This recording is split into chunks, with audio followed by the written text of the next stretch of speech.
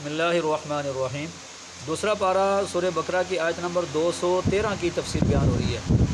تو اللہ رب العالمین نے ارشاد فرمایا کہ سارے لوگ ایک ہی عقیدے پر تھے، ایک ہی نظریے پر تھے۔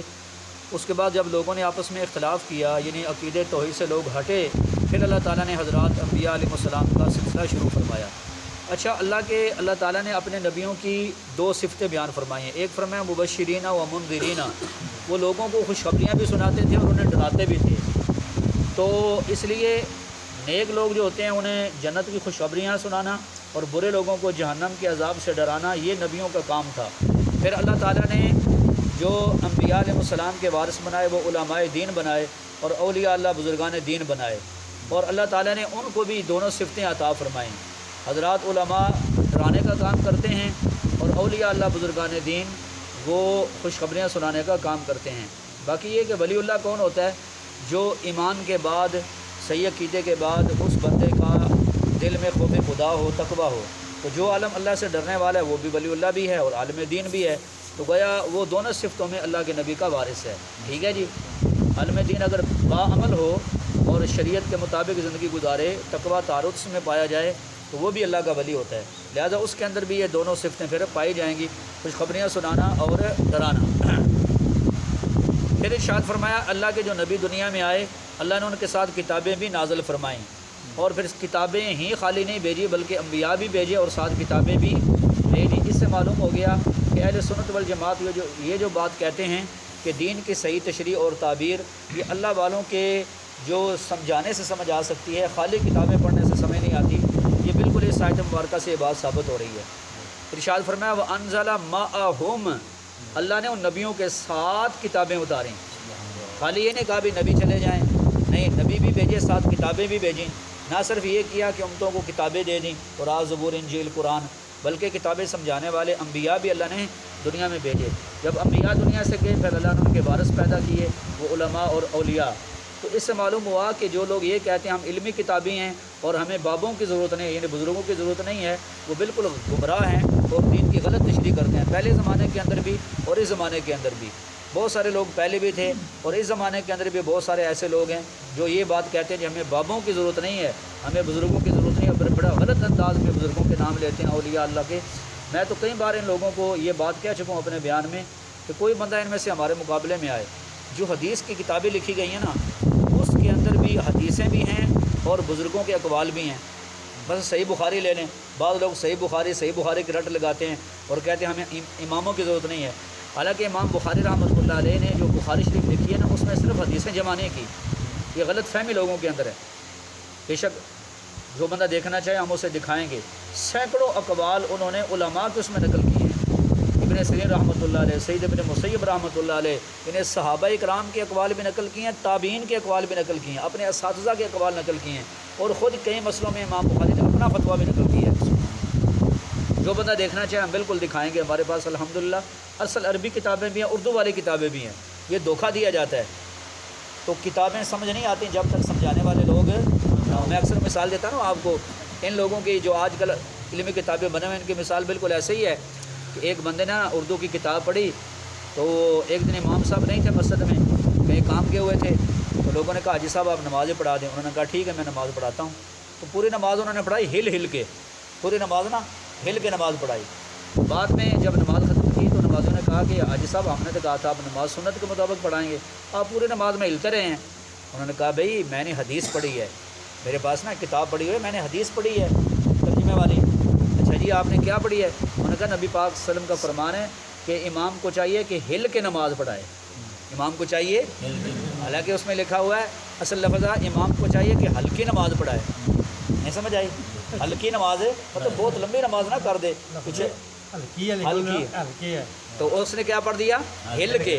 تو پورے تو یہ جو علمی کتابیں سارے ایسے ہی ہیں، قرآن کے آیات کی تشریح غلط کرتے ہیں، حدیثوں کی تشریح غلط کرتے ہیں، اور پھر کہتے ہیں ابھی یہ جو مرزا جیلمی کا بانڈا پھوڑا ہے پوری دنیا میں اللہ کے فضل سے، ابھی ایک لڑکے نے بیان ریکارڈ کروایا، وہ کہتا ہے کہ میں ایک مسئلے میں ریسرچ کر رہا تھا، تو میں نے کہا چلو یوٹیوب پہ کوئی میں لکھتا ہوں، تو یوٹیوب پہ جو بھی لکھے نا وہ سامنے آ جاتا ہے۔ تو اس نے وہ مسئلہ لکھا، تو کہتے ہیں کہ پھر یہ مرزا جیلمی کے بیان سامنے آئے، کہتے ہیں میں نے ایک بیان سنا، دوسرا سنا، تو کہتے ہیں مجھے یوں لگا کہ اللہ معاف کرے کہ 14 سال میں صرف یہی بندہ دین کی صحیح تشریح کر رہا ہے جی، کہتا ہے پھر میں اس کا قائل ہوتا گیا، اس کا فالوور بنتا گیا، پھر میں اس کے بیان سننے لگا۔ اب کہتے ہیں جب دوسری طرف پھر مفتی طارق مسعود صاحب کے بیان سنے اور انہوں نے اس نے جو بڑے بڑے چیلنج دیے تھے، کہتے ہیں میں پھکیاں دیتا ہوں، میں علماء کو پھکیاں دیتا ہوں، ہیں جی، تو علماء کو میں پھکیاں، یہ میرے پھکی ہے، میری طرف سے پھکی ہے، تو ہم نے کہا تو پھکیاں دیتے ہیں، ہم تجھے جمال گھوٹے دیں گے انشاءاللہ، جس سے پیٹ اچھی طرح صاف ہوگا، تو پھکیاں دیتے ہیں ہم جمال گھوٹے دیں گے۔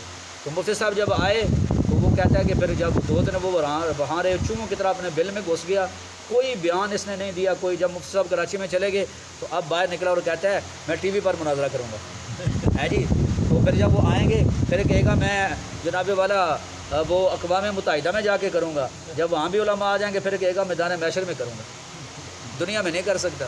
تو یہ جھوٹے لوگوں کی نشانی ہوتی ہے کہ وہ حق کے سامنے کبھی کھڑے نہیں ہو سکتے، بونگیاں مار کے پھر غائب ہو جاتے ہیں۔ تو علمی کتابی یہ غلط دین کی تشریح کرتے ہیں۔ اب دیکھو قرآن آپ کے سامنے ہے، 213 نمبر آیت ہے، اس میں اللہ فرماتے ہیں ہم نے جب کتابیں نبی بھیجے تو ان کے ساتھ کتابیں بھی بھیجی، کتابیں سمجھائیں کس نے؟ اللہ کے نبیوں نے۔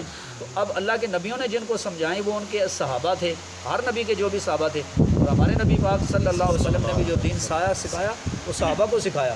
ایسا نہیں ہوا کہ دین کوئی کراس کر کے سیدھا ہم تک آ گیا ہے، نہ قرآن کراس کر کے آیا ہے، نہ ہی نبی علیہ السلام کی زندگی اور حضور پاک کی حدیثیں، اللہ کے نبی کی سنت، کوئی چیز بھی کراس کر کے نہیں آئی، سب صحابہ کرام نے سیکھا اور آگے امت تک پہنچایا۔ اب جس کا صحابہ پر اعتماد نہیں ہے اس کا دین کے کسی مسئلے پر بھی اعتماد نہیں ہے۔ بات سمجھا رہی ہے؟ ہمارے علامہ خالد محمود صاحب رحمۃ اللہ علیہ تھے نا، PhD لندن، تو دارالعلوم دیوبند کے فارغ مولانا حسین مدنی رحمۃ اللہ علیہ کے شاگرد، ان سے کسی نے کہا جی سیدنا امیر معاویہ نے یہ کیا، انہوں نے فرمایا وہ صحابی ہیں۔